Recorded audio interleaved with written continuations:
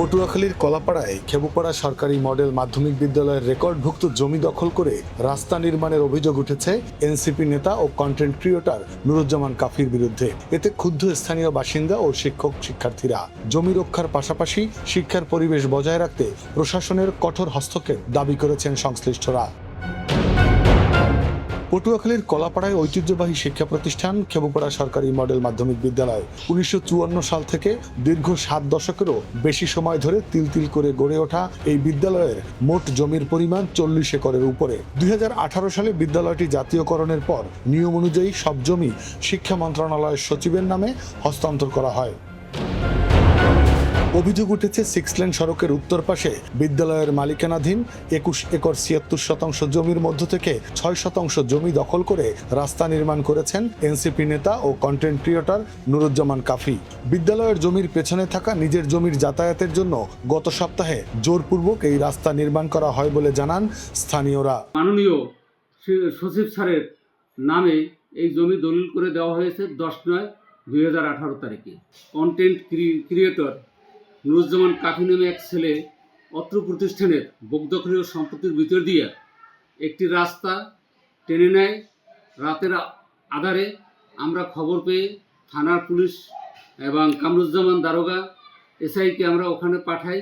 তিনি বাধা নিষেধ করে।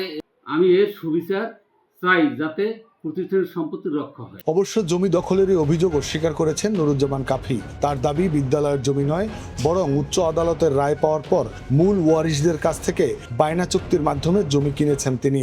জমিটা প্রায় 30 লাখ টাকা দিয়ে আমার পিছনে জমিটা কিনছি আমি। এটা গুড পয়েন্ট, এখানে 6 লাইন আমার ব্যবসা বাণিজ্য করার উদ্দেশ্যে মানে আমার রোডটা দরকার।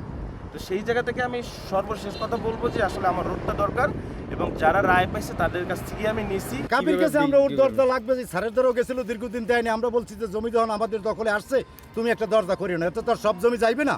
তারপর যা হয় কতটুকু নিয়েছে কাবির? এই যে 6%। মালিকানা নিয়ে পক্ষে বিপক্ষে যুক্তি থাকলেও স্থানীয় সচেতন মহলের দাবি শিক্ষা প্রতিষ্ঠানের সম্পদ কোনো অবস্থাতেই ব্যক্তি স্বার্থে ব্যবহার হতে পারে না। একটি সরকারি বিদ্যালয়ের রেকর্ডভুক্ত জমি এভাবে বেদখল হয়ে গেলে তা দেশের শিক্ষা ব্যবস্থার জন্য একটি নেতিবাচক দৃষ্টান্ত হয়ে থাকবে। তাই ব্যক্তি যত প্রভাবশালী হোক না কেন, কোনো অজুহাতেই যেন বিদ্যালয়ের 1 ইঞ্চি জমিও হাতছাড়া না হয়, সে বিষয়ে সরকারকে কঠোর অবস্থানে যাওয়ার আহ্বান সাধারণ মানুষের। আমরা সুষ্ঠু তদন্ত সাপেক্ষে এটার প্রকৃত সত্যতা জানতে চাই যে আসলেই কি কাফি কর্তৃক হাই স্কুলের জায়গা অবৈধভাবে দখলকৃত হয়েছে নাকি ঘটনা অন্য কিছু। এই জমি উদ্ধার করা হোক। আমি চাই হাই স্কুলের একজন প্রাক্তন স্টুডেন্ট হিসাবে এর সুষ্ঠু তদন্ত হোক। এই জমি উদ্ধার করার জন্য সর্বোচ্চ আইনের আশ্রয় চাচ্ছি। ভবিষ্যৎ প্রজন্মের শিক্ষার আলো ছড়ানো এই আঙিনাকে রাহুমুক্ত রাখতে এবং সরকারি সম্পত্তির সুরক্ষায় কলাপাড়া উপজেলা প্রশাসন ও শিক্ষা মন্ত্রণালয় দ্রুত আইনি পদক্ষেপ নেবে, এমনটাই প্রত্যাশা কলাপাড়াবাসীর। Desk report, next Bangladesh 24।